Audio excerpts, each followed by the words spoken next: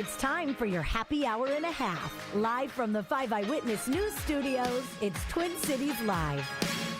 Hey everybody, welcome into Twin Cities Live on this Wednesday, hump day. I hope you guys are having a great week, and we're almost there. We're getting to the crest of the week, feeling real good. How you doing? It's nice. I'm doing well. I've had a very busy day, so I'm kind of happy to get over the hump. This feels like, relaxing time. Yeah, we are technically on the downside of the week. I know, feels good. At 3 o'clock p.m. Central Standard Time, we are on the downside of the week. Which means it's time for happy hour. Hey! Ho! Our friend Ted Farrell from Haskell's is here. He has with him 3 brand new, never before seen wines to show us, included in his latest 6 for $60 deal. So we get to be some real taste testers, Teddy. You ready for this? Brand new, you're my guinea pig. We are always happy to be that. We are so lucky because when he comes in, he always brings such great wine. And now he's going to treat us with stuff that we've never had before. And Very I can't fun. wait. This morning was the latest meeting of the Twin Cities Live Book Club. You get your dancing going on today.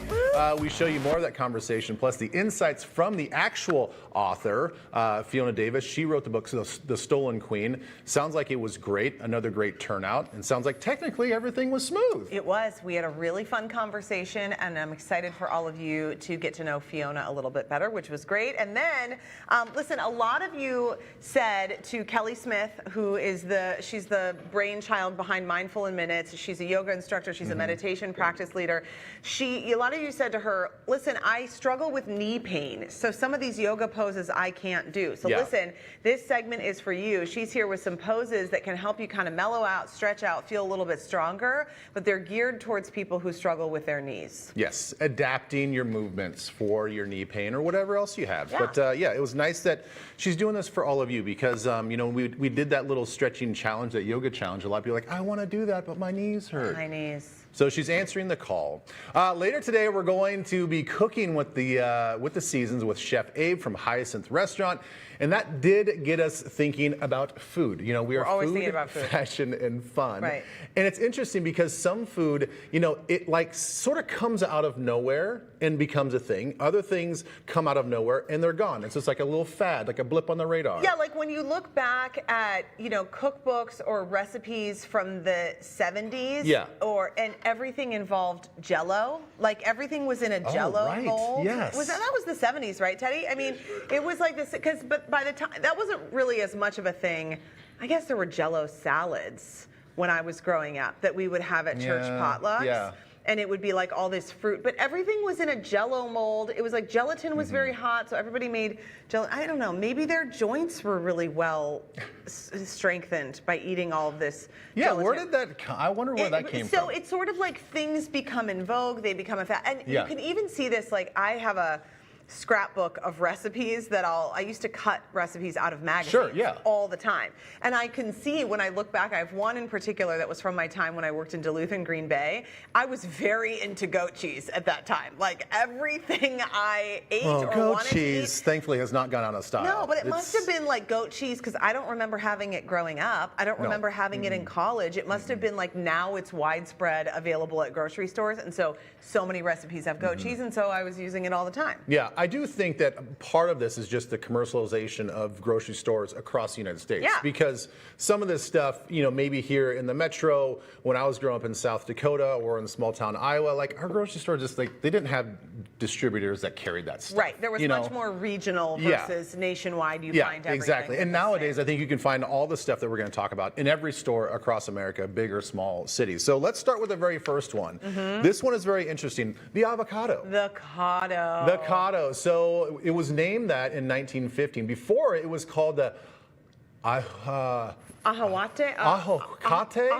Aguacate, the Spanish name, or the alligator pear. I can pronounce that one. That's nice. That doesn't have a very good ring to it, and nor does it sound appetizing. So in the 1980s, when the U.S. dietary guidelines pushed people into low-fat diets, avocados sort of went out of style. Oh my gosh, that stresses me out. But then in the 90s, the avocado industry started promoting guacamole as a food to eat during the Super Bowl. Guac. So it started with a guacamole bowl cool idea where popular NFL players shared their recipes to the audience. It's all marketing. It's all marketing. So it involved sharing hundreds of samples of guac to players, fans, and reporters. This, in like another ad campaign, really helped avocados become well known. Sales increased. The crop value spiked by nearly 70%. Golly. And today, Americans eat a lot of avocado, especially around the Super Bowl.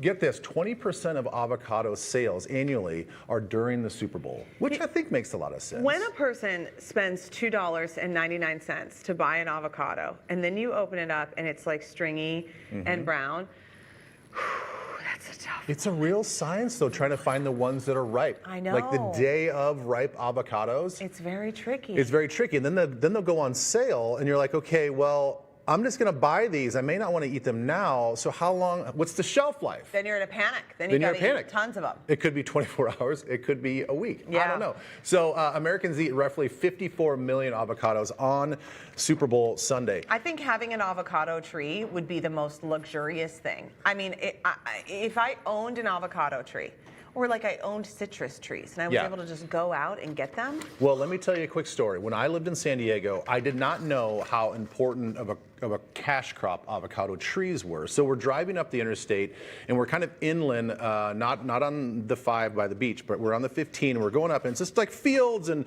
crops and whatever. And I see this field with just 12-foot high razor wire. And I'm like, what is happening there? Like, is this a prison? Yeah, I'm like, what is going on there? And I ask around, they're like, no, those are avocado farms because they're so valuable. They have to keep all the thieves from jumping over the fence and stealing young trees. Oh my gosh. Yeah. Big business there in Southern Cal. Holy and buckets. in Mexico. Okay, obviously. should we talk about another Yeah. one? Yogurt.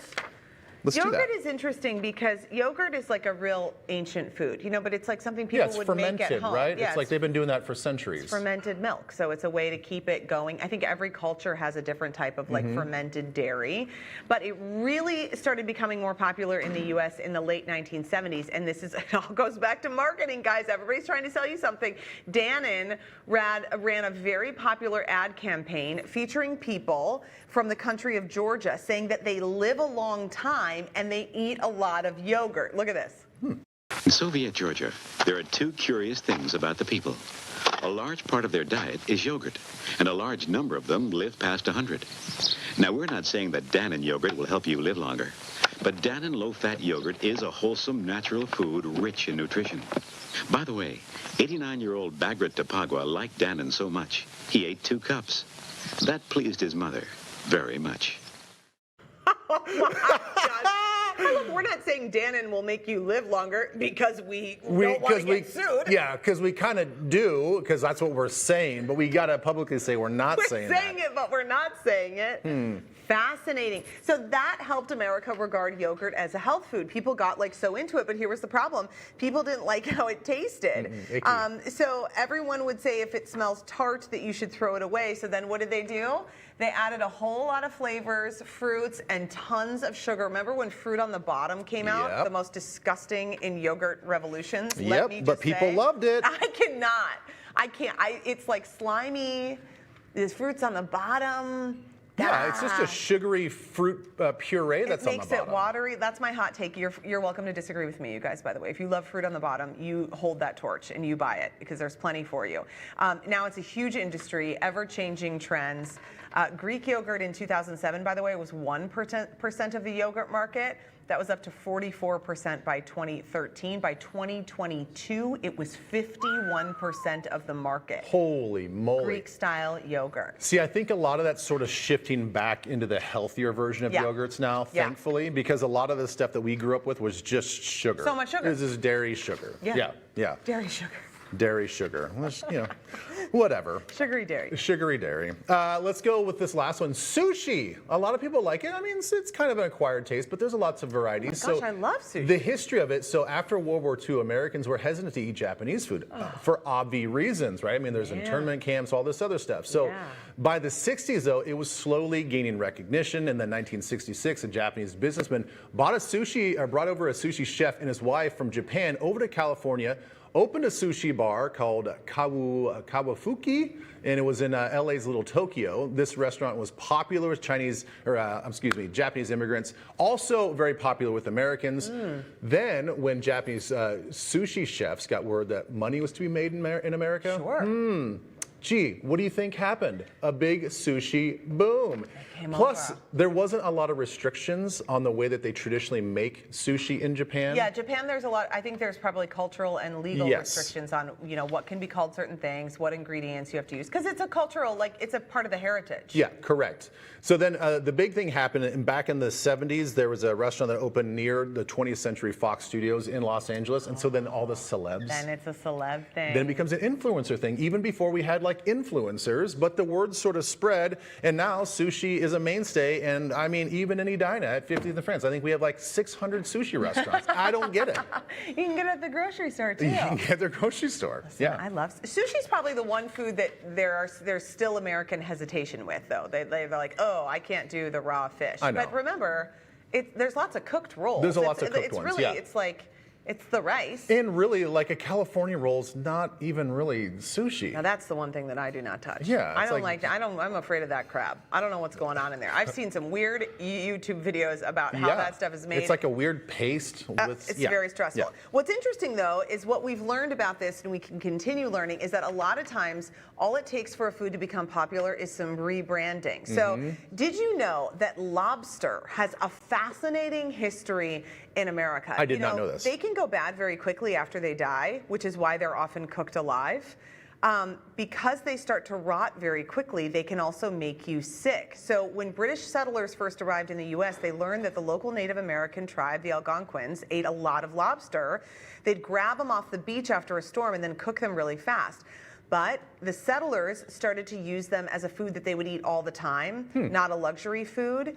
And so then it became used as fertilizer. They would even use it to feed livestock. No way. It became a really interesting thing. During the Civil War, lobster was canned and sent out as rations, but then tourism began to rise after the Civil War. People started traveling to New England and they wanted to try this fresh lobster. Other cities demanded it, but because it has to be shipped live, it was very expensive. And so that's why it's such a luxury food. Like in New England, it's not a luxury food, but you're eating it anywhere else, and it is because it's such a pain to ship. Yeah, never knew that. I mean, I guess it makes sense. I always see that when you cook a lobster, you just put them in, and it's sad, but you just put them in as they're alive. Yeah, I know. I didn't realize they went so sour so soon after they die. Sometimes they used to call them sea bugs. People would call them sea bugs. Yeah, that's not appetizing at all. They're delicious / weird. How about this name? This is a great rebrand. We've all seen Chilean sea bass on a menu. I mean, you go to a lot. It's pretty popular. But I had it last night at Four Paws in St. Paul. It was delicious. It's so good. But the original name was called toothfish. Now, can you imagine seeing on the menu saying toothfish covered in blah blah blah demi-glaze? Chilean sea bass definitely sounds more fancy. Yes. So this was basically something that happened back in 1977. They made the big name change, and now it's just gone bonkers. You see it all over the place, and it actually sounds like something that's very edible. It's all marketing. It's all marketing. It's all marketing. It's all about rebranding. the spin. It's all about Mad Men and a martini in an office coming up with some sort of campaign. Sell it. All right, well, listen, this guy doesn't have to work too hard to sell it because it's delicious. Twin Cities Live's wine guy, Haskell's Ted Farrell, is on deck. He brought an exclusive Twin Cities Live bundle to help save you some cash.